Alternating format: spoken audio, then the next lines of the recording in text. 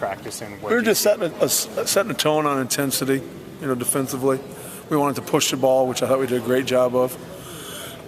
And then, guys are just getting used to playing with each other. So it's one of those things where, we'll slow it down a little bit tomorrow, do a little more 5-on-0 stuff. We don't really have any plays in or anything like that. We put a few out-of-bounds plays in at the end. But we want to do two things. We want to play hard and communicate, and then we want to make sure we share the ball. So those are the things we're trying to do. Is a part of these early practices trying to establish a physical presence and get guys mentally ready? Well, we have that. We're going to be physical. I'm not worried about that. We're a physical group. We got guys that play hard. As a group, we play really, really hard. And now what we've got to do is learn how to play smart and play together and play without fouling. No dumb fouls. So I like what we did today. It was a really good first day.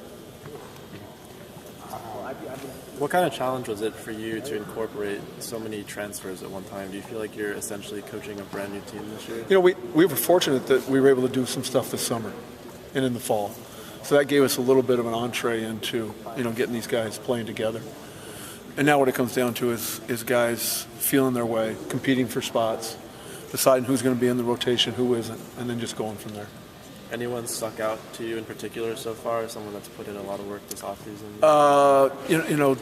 To me, I'm really surprised that Gio's playing at the level he's playing at right now, because that's his first really full practice, in a year and a half. So I was really surprised he was at the level he's at. I was pleasantly surprised at what great condition Omar's in for a guy that really hasn't done much. And then I thought Dwayne Dedman, until he cramped up, played really, really, really hard. So, I'm not complaining about anybody's effort. We got to be better at sharing the ball, taking the right shots, moving the ball, giving up good shots for better shots. But that'll come with time. I'm not worried about that. So you didn't limit Gio at all today? Yeah, we limited him. He was out of there some. He'll be limited tomorrow and then back, pretty full on Sunday. Do you know maybe when he'll come back completely? Like, do you have a timeline on that? Or? All we're going to do is take that a day at a time with him, and we react to what he says. I'll talk to Gio tonight, and then again early in the morning as we're doing our practice plan and our stuff that we want to do, so that we can make sure that he's not being put in a position where we're overworking him. Mm-hmm. And I'm not worried about his knee at all. I worry about the rest of his body, conditioning-wise, because that's what hasn't, gotten straight yet. Are you kind of just waiting for other guys to jump out and lead this team to kind of take over? Gio's going to lead this team. That's all you need. He's going to lead our team. He's our best leader. I think Chaz Bryant can really evolve as a leader, even as a freshman. I thought he was great today. The point guard on any basketball team needs to be basically the leader, unless you're the leading scorer by a bunch. But I really like what Gio brings as a leader.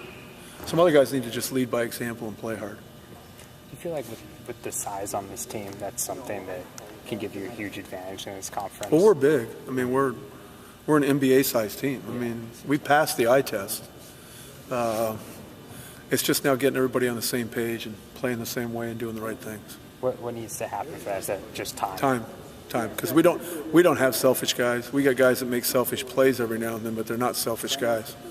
And as soon as they eliminate even the one or two selfish plays, we're going to have a chance to really start to get better and better. When do you start installing stuff for Coppin State? Oh, no, we're a long ways away from that. We're 3 weeks away from that. Okay. So we're basically, we just got to build this thing from scratch, and we won't even think about another opponent until we're within a week of them. Any news on Omar yet, or is that you guys are still waiting to hear whether we're just going to wait and see, let the process happen. Our compliance people are taking care of it. I have the utmost confidence in those guys. So, we're hoping that he's eligible to play for us, and we want him to be with us this year, and he would be a big part of our team, obviously. If you could tell us, what your goals are for these 3 weeks, what are you trying to accomplish before? We're trying to instill what our identity is, which is going to be great defense, rebound the ball, low turnovers, great shots, and share the ball. We have to establishing a DNA of those 5 things. And the other thing we have to do is we have to be a team that becomes a great conditioned team. That was a long, hard practice today. And our guys held up really well. So we're in the right direction already conditioning-wise. I mean, our strength coach is the best in the country. Sean Brown does an outstanding job. These guys were ready to stand up to a 3-hour practice, which is hard to do. So among the glut of forwards, who this practice stood out to you What's the that? most?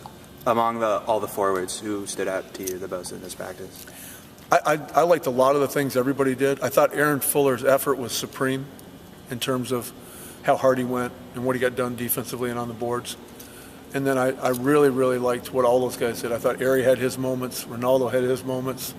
Barton Wesley is a guy that's a really solid player that played well. So I'm comfortable playing any of those guys. You know, they're going to decide over the next 3 weeks who plays, and then we'll go from there.